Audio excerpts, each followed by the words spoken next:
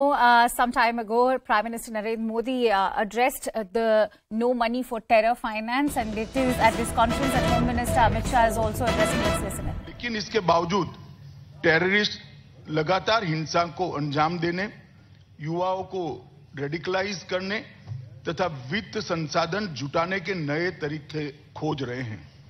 Terrorist अपनी पहचान छिपाने के लिए और रेडिकल मटेरियल को फैलाने के लिए डार्क नेट का उपयोग कर रहे हैं। साथ ही क्रिप्टो करेंसी जैसे वर्चुअल एसेट्स का भी उपयोग बढ़ रहा है।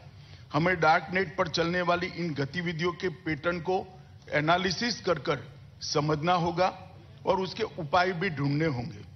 दुर्भाग्य से कुछ देश ऐसे भी हैं जो टेररिज्म से लड़ने के हमारे सामूहिक संकल्प को कमजोर करना या नष्ट करना चाहते हैं। हमने कई बार देखा है कि कुछ देश आतंकवादियों का बचाव करते हैं और उन्हें पनाह भी देते हैं। किसी आतंकवादी को संरक्षण देना आतंकवाद को बढ़ावा देने के बराबर है। ये हमारी सामूहिक जिम्मेदारी है कि ऐसे तत्व और ऐसे देश अपने इरादों में कभी सफल न हो सके। अगस्त 21 के बाद दक्षिण एशिया क्षेत्र में स्थिति में बहुत परिवर्तन आया है। सत्ता परिवर्तन तथा अल कायदा और आईसिस का बढ़ता प्रभाव रीजनल सिक्योरिटी के लिए एक महत्वपूर्ण चुनौती के रूप में उभर कर सामने आया है। इन नए समीकरणों ने टेरर फाइनेंसिंग की समस्या को और अधिक गंभीर बनाया है।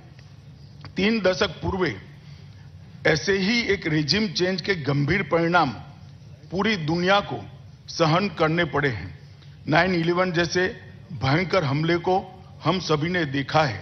इस बैकग्राउंड में पिछले साल दक्षिण एशियाई क्षेत्र में हुए परिवर्तन हम सभी के लिए चिंता का विषय है। अल कायदा के साथ साथ दक्षिण एशिया में लश्कर तोयबा और जैसे मोहम्मद जैसे गुट बेखौफ होकर आज भी आतंक फैलाने का प्रयास में है। हमें कभी भी आतंकवादियों के पनाहगाहों या उनके संसाधनों की अनदेखी नहीं करनी चाहिए। ऐसे तत्वों को स्पॉन्सर करने वाले तथा इनको सपोर्ट करने वाले डबल स्पीक को भी हमने उजागर करना पड़ेगा। इसलिए यह महत्वपूर्ण है कि यह सम्मेलन सहभागी देश और संगठन इस क्षेत्र की टेररिस्ट चुनौतियों के बारे में सिलेक्टिव या आत्मसंतुष्ट दृष्टिकोण न रखें। टेररिज्म के वित्त पोषण की समस्या व्यापक हो चुकी है। पिछले कुछ वर्ष में भारत ने टेररिज्म के वित्त पोषण पर नकेल कसने में सफलता हासिल की है। टेररिज्म के वित्त पोषण के खिलाफ भारत की रणनीति इन 6 स्तंभों पर आधारित है। पहला, लेजिस्लेटिव और टेक्नोलॉजिकल फ्रेमवर्क को मजबूत करना। दूसरा, व्यापक मॉनिटरिंग फ्रेमवर्क का निर्माण करना। तीसरा, सटीक इंटेलिजेंस साझा करने का तंत्र पुख्ता करना। इन्वेस्टिगेशन एवं पुलिस ऑपरेशन को मजबूत करना। चौथा, संपत्ति की जब्ती का प्रावधान और उसका उपयोग करना। पांचवा, कानूनी संस्थाओं और इन तकनीकों के दुरुपयोग को रोकना। और छठा, अंतर्राष्ट्रीय सहयोग एवं समन्वय स्थापित करके इसके खिलाफ अंतर्राष्ट्रीय स्तर पर लड़ाई को मजबूती देना। भारत ने इस दिशा में अनलॉफुल एक्टिविटी प्रिवेंशन एक्ट में संशोधन करने, नेशनल इन्वेस्टिगेशन एजेंसी NIA को मजबूत बनाने और फाइनेंशियल इंटेलिजेंस को नई दिशा देने के साथ टेररिज्म और उसके वित्त पोषण के खिलाफ की लड़ाई को सुदृढ़ किया है। यह हमारे निरंतर प्रयासों का ही परिणाम है कि भारत में टेररिस्ट घटनाओं में अत्यधिक कमी हुई है। इसके परिणाम स्वरूप टेररिज्म के कारण होने वाले आर्थिक नुकसान में भी काफी कमी हुई है। भारत का मानना है कि टेररिज्म से निपटने का सबसे प्रभावी तरीका इंटरनेशनल कोऑपरेशन और राष्ट्रों के बीच रियल टाइम तथा ट्रांसपेरेंट सहयोग ही है। प्रत्यार्पण, अभियोजन, इंटेलिजेंस शेयरिंग, कैपेसिटी बिल्डिंग तथा CFT जैसे क्षेत्रों में देशों के बीच में सहयोग टेररिज्म के मुकाबला करने के लिए बहुत महत्वपूर्ण है।